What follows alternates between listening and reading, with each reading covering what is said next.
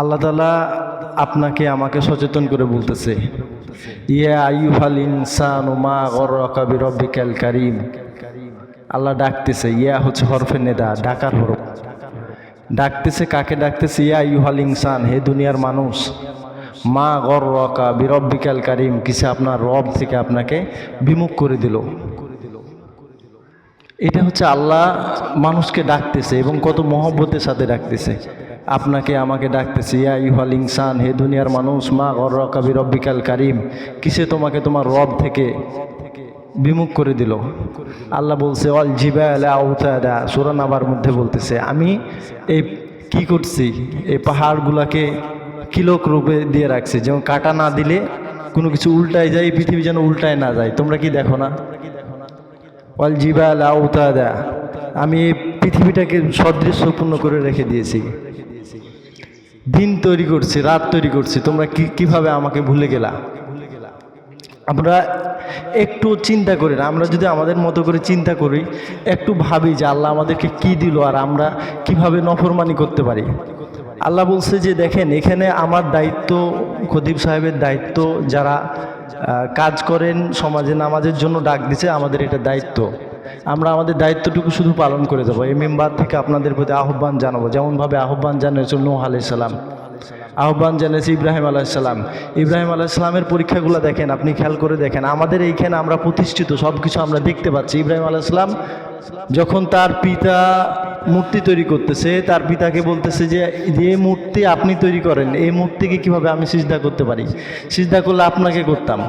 উনি শেষ বলতেছে, ইন্নী ওয়াজহাতু ওয়াজহিয়া লিল্লাযী ফাতারাস সামাওয়াতি ওয়াল আরদ হানিফা ওয়া মা আনা মিনাল মুশরিকিন। আমি মুশরিকদের অন্তর্ভুক্ত না। অথচ আপনার আমার সামনে প্রতিষ্ঠিত। উনি যখন হতাশ হয়ে গেছে যে আমার আর কেউ না, ইন্নী ওয়াজহাতু ওয়াজহিয়া লিল্লাযী ফাতারাস সামাওয়াতি ওয়াল আরদ, যে আসমান জমিন সৃষ্টি করছে, আমি তার দিকে আমার মুখটা ফিরাই নিলাম। অথচ আমাদের সামনে সব কিছু প্রতিষ্ঠিত।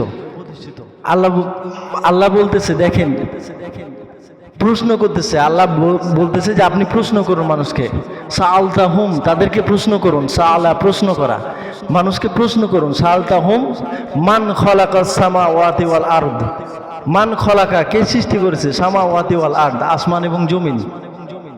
উত্তর কি দিবে? আপনি উত্তর কি দিবেন? খলাকাল্লাহ, আল্লাহ তৈরি করছে।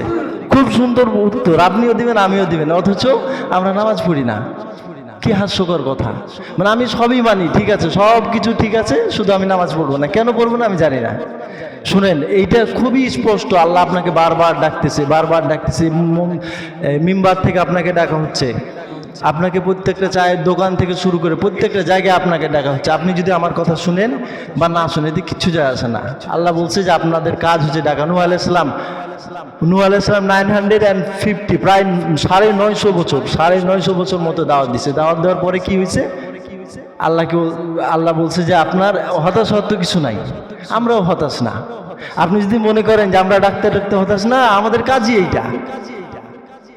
এইটা। আমরা কারো ওয়ারিস না, আল্লাহ রসুলের ওয়ারিস।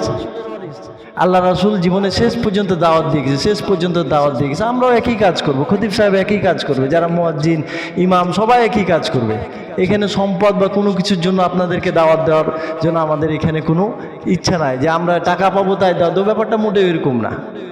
জীবন চালানোর জন্য কিছু টাকার দরকার আছে, এটা হাদিয়া হিসেবে দেওয়া হয়, জাস্ট এতটুকুই। কিন্তু আমাদের মূল দায়িত্ব হচ্ছে আপনাকে নামাজের পথে ডাকা। তারপর যদি আপনি না শুনেন, আল্লাহ কি বলছে? ইন্না জাহান্নামা কানাত মিরসাদা, নিশ্চয় জাহান্নাম উৎপেতে আছে। ইন্না, নিশ্চয়, জাহান্নামা কানাত মিরসাদা লিত্তাগিনা মাআবা, এটা হচ্ছে যারা অবাধ্য, যারা অবাধ্যতা করছে তাদের ফেরত আসার স্থল, প্রত্যাবর্তনের স্থল। লিত্তাগিনা মাআবা লাবিসিনা ফিহা আহকাবা লা ইয়াযুকুনা ফিহা বারদাও ওয়ালা সারাবা। বলছে লা ইয়াযুকু, তারা স্বাদ পাবে না, বারদাও ওয়ালা সারাবা, তারা সেখানে কোনো পরিমাণ, কোনো রকম ন্যূনতম কোনো ঠান্ডার স্বাদ পাবে না, কোনো, এবং সারাবা, কোনো পানীয়ও তারা পাবে না। পানীয় বলতে কি? এখানে পানির কথা বলছে না, পানি না। সারাবা, মাউন মানে হচ্ছে পানি, মাউন শব্দের বাংলা হচ্ছে পানি। আর সারাবা মানে হচ্ছে যে পানীয়, যেটাকে আমরা কোল্ড ড্রিঙ্কস বলতে পারি, শরবত বলতে পারি, আপনার রুহ আফজা বলতে পারেন আপনি। এখানে কোনো রুহ আফজা নাই, খুবই স্পষ্ট কথা। সারাবা শব্দটা ব্যবহার করা হয়েছে এখানে। মাউন বললে একটা কথা ছিল, পানি না দিবে আল্লাহ শরবত তো দিবে না, পানি দিবে না, শরবত দিবে না, সারাবা শব্দ ব্যবহার করছে। যদি মাউন বলতে একটা কথা ছিল, মাউন ব্যবহার করে নাই। আল্লাহ এখানেই থামে নাই, আল্লাহ বলতেছে দেখেন আপনাকে আমি কোনো ঠান্ডা দিব না, পানিও দিব না। তারপর বলছে না দেওয়া হবে, দেওয়া হবে, আপনারা এত হতাশ হইেন না, দেওয়া হবে আপনাকে। কি দেওয়া হবে? ইল্লা হামিমা ওয়া গাসসাকা, আপনাকে আমি পানিও দিব। কি পানি দিব? হামিম, ফুটন্ত পানি, যে পানি গড়গড় গড়গড় করে ফুটে তাকে বলা হয় হামিম। ইল্লা হামিমা ওয়া গাসসাকা, এবং আপনাকে দেওয়া হবে ফুটন্ত পানি, গাসসাকা এবং পুজ। আপনি একটু চিন্তা করেন, জাস্ট আমি আপনাকে চিন্তার জন্য কথাগুলো বলতেছি। আপনি নামাজ পড়েন না, কি জন্য নামাজ পড়েন না? আল্লাহ বলতেছে যে নিশ্চয় মানুষ অত হুব্বুনাল মালা হুব্বাং জাম্মা, আপনি যত রকম কথা বলবেন সবগুলো, আপনি কেন নামাজ পড়েন না আল্লাহ জানে। আপনি কেন নামাজ পড়েন না আল্লাহ জানে। অত হুব্বুনাল মালা হুব্বাং জাম্মা, তোমরা ভালোবাসো কারে? তোমাদের মাল রে। মালাং হুব্বাং জাম্মা, কি রকম ভালোবাসো সেটাও আল্লাহ বলে দিচ্ছে। জাম্মা অর্থাৎ খুব বেশি পরিমাণে ভালোবাসো। আপনি যে নামাজ পড়েন না, কেন পড়েন এটাও আল্লাহ খুব ভালো করে জানে। অত হুব্বুনাল মালা হুব্বাং জাম্মা। সুতরাং দেখেন এই সম্পদ আল্লাহ তারপরে বলছেন আল মালাইকাতু সফাং সফা, সেদিন এমন একদিন যেদিন আল্লাহ তোমার রব এবং ফেরেশতারা সারিবদ্ধ হয়ে দাঁড়ায় থাকবে। সেদিন কিয়ামতের দিন সারিবদ্ধ হয়ে দাঁড়ায় থাকবে। আল্লাহ বলতেছে আমি এই তুমি যে এই সম্পদগুলোকে ভালোবাসো, এই সম্পদগুলোকে আমি ধ্বংস করে দেব। দুক্কাতুল আরদু দাক্কাং দাক্কা, আমি এগুলাকে চূর্ণ বিচূর্ণ করে দেব। এবং তারপর ফেরেশতারা সারিবদ্ধ হয়ে দাঁড়ায় থাকবে, কেউ কথা বলার কেউ থাকবে না। সেদিন সব কিছুর মালিক কে? আল্লাহ। সব কিছুর মালিক আল্লাহ, আপনি কিছুই করতে পারবেন না, কোনো কথা বলতে পারবেন না। অথচ এই দিনটা নিয়ে সূরা নাবার মধ্যে আল্লাহ বলতেছে আম্মা ইয়াতাসাআলুন, আপনি কি নিয়ে জিজ্ঞাসাবাদ করতেছেন? আনিন নাবাইল আজিমে, কিয়ামতের দিন সম্পর্কে। আল্লাযী হুম ফীহি মুখতালিফুন, মুখতালিফুন শব্দটা ইখতিলাফ থেকে আসছে, অর্থাৎ তারা নিজেদের মধ্যে ইখতিলাফ করে, নিজেদের মধ্যে কথা বলা বলি করে, জিজ্ঞাসাবাদ করে, নিজেদের মধ্যে একটা সংশয় ছিল। আজকে দেখেন আল মালাইকাতু সফাং সফা, সব ফেরেশতা রব সারিবদ্ধ হয়ে দাঁড়ায় আছে। আপনার ইখতিলাফ করছিলেন, তাই কিচ্ছু যায় আসে না, একদিন আপনাকে দাঁড়াইতেই হবে।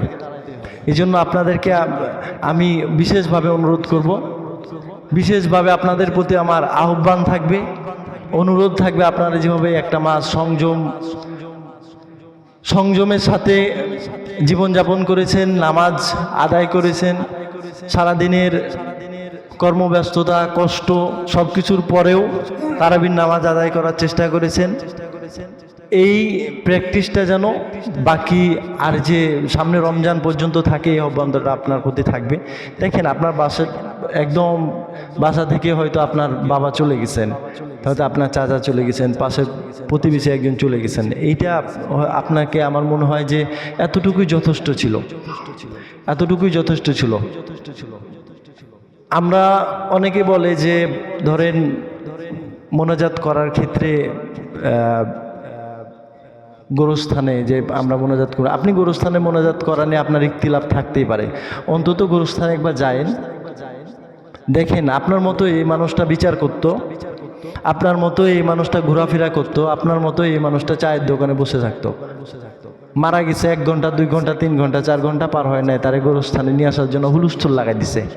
কোথায় গোরস্থান কবরস্থ করা হবে এটা নিয়ে হুলস্থুল পড়ছে। আপনিও হবেন একদিন, আমিও হব, আপনিও হবেন, আমিও হব। দেখেন আজ থেকে 5 বছর আগেও আপনার চুলে পাক ধরে নাই, আজকে পাক ধরছে। খুব সহজ কথা, আমি এত জটিল কোনো কথাবার্তা বলতেছি না, আপনাকে জাস্ট একটু সাবধান করতেছি। আমি মাঝে মাঝে তাকাই মানুষগুলোর দিকে, আমি তাকাই, আমার নিজের দিকেও তাকাই, আয়নার সামনে দাঁড়ায়, আমি দেখি আমার চুলো 2-3টা করে দেখি পাকে গেছে। আপনি একটু তাকায় দেখেন, 5 বছর আগে দেখেন, এখন তো ক্যামেরার যুগ, ক্যামেরায় 5 বছর আগে ছবিটা একটু দেখেন আপনার কি অবস্থা ছিল। এই জন্য আপনাদেরকে আমি এখান থেকে বিশেষভাবে অনুরোধ করবো, আপনার নামাজটা ছাড়িয়ে না, আল্লাহর হস্তে নামাজটা ছাড়িয়ে না।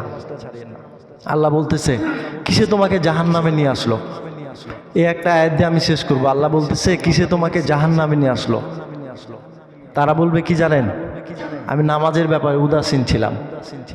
দেখেন প্রথমটা কিন্তু নামাজ ছিল, তারপর আরো কথাবার্তা আছে।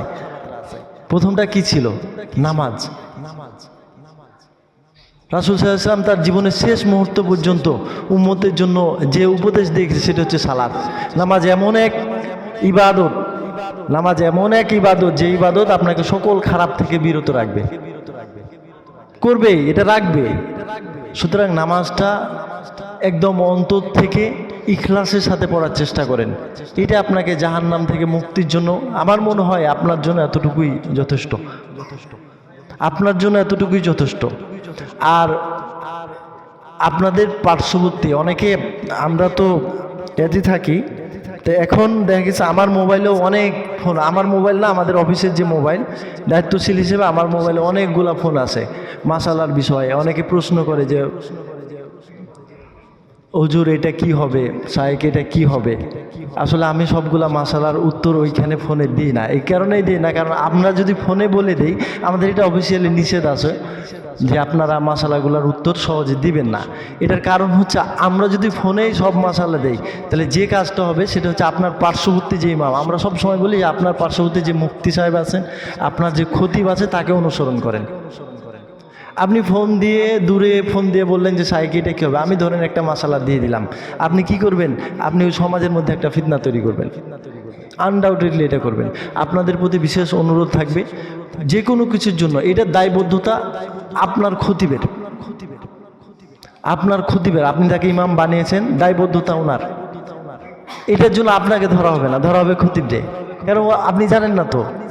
উনি যদি ভুল শিখায় এটার জন্য আপনার আমল হয়ে যাবে, কিন্তু এই ভুলের কাফফার আপনার খতিবরে দিতে হবে।